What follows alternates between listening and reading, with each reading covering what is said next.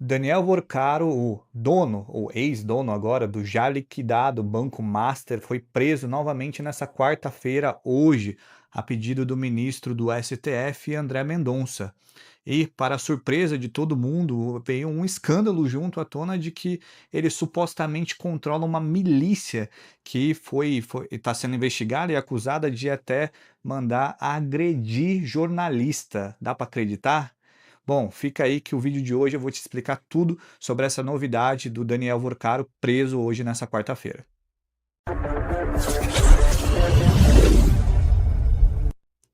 Olá, seja muito bem-vindo ao meu canal, o canal Endro Palma Ponto de Vista.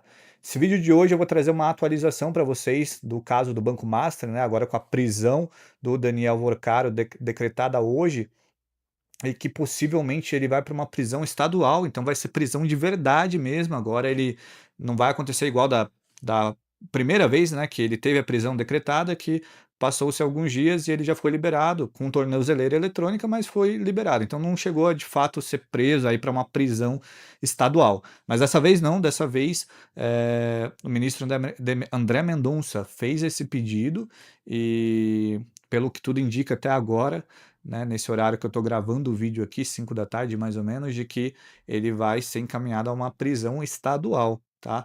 E acho que o principal ponto da notícia de hoje não é nem tanto em relação à prisão em si, porque pelo que a gente vem acompanhando desse caso de fraude, né, no sistema financeiro do Banco Master, a gente já esperava que algumas medidas, né, mais drásticas, como prisões, fossem ser tomadas.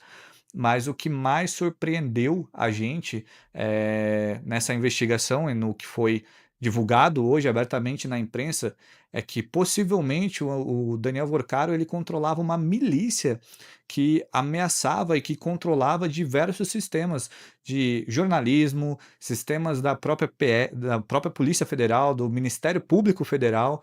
Então, assim, ele tinha muita influência, muito poder mesmo. Para a gente exemplificar e deixar um pouquinho mais, né, didático esse vídeo, eu te falar exatamente o que foi divulgado hoje.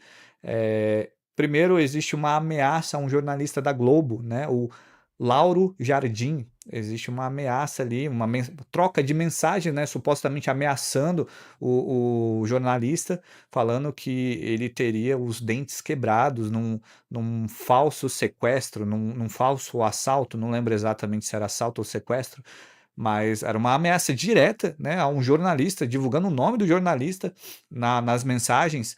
E o próprio jornal O Globo já fez uma reportagem sendo totalmente contra, né? Na reportagem, eles repudiam veemente as iniciativas criminosas contra o Lauro Jardim. Então, a gente viu até esse posicionamento rápido do jornal do O Globo, porque eram ameaças aos jornalistas, a quem, de certa forma, precisa divulgar a informação e está divulgando, né, um escândalo de corrupção, um escândalo de uma suposta até milícia agora.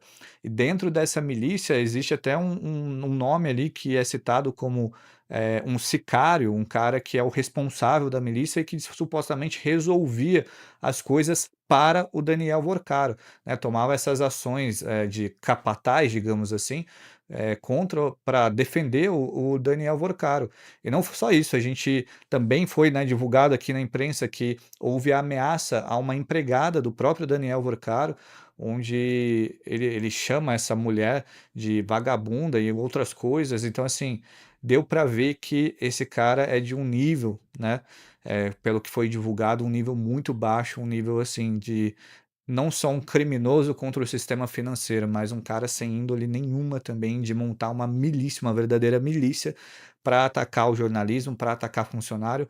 E não só isso, também foi divulgado que ele fazia espionagem, que ele tinha acesso aos sistemas da Polícia Federal, aos sistemas do Ministério Público Federal, aos sistemas do FBI. É isso mesmo, meu amigo, aos sistemas do FBI. Você consegue imaginar isso?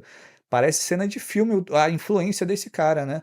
E acesso, inclusive, a sistemas da Interpol. Então, assim, os tentáculos do Daniel Worcaro vão muito longe mesmo. Esse cara consegue ter acesso a muita coisa.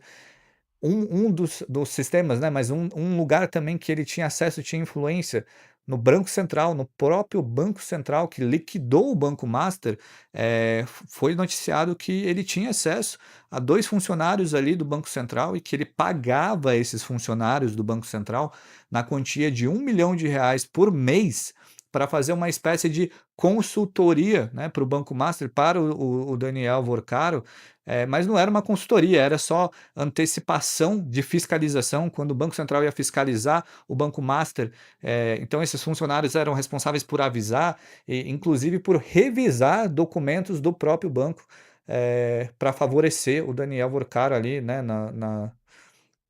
como operador do Banco Master. Então, o que a gente vê hoje, com tudo que foi divulgado na mídia, acho que não é só um caso de um crime, né, que foi noticiado até agora ali do Banco Master, da fraude do Banco Master, dessa liquidação, mas o que a gente está vendo é um cara que vivia uma vida de ostentação. Acho que tá muito bem divulgado o quanto ele vivia uma vida de ostentação com festas de milhões de reais, com custos de milhões de reais e mansões e por aí vai.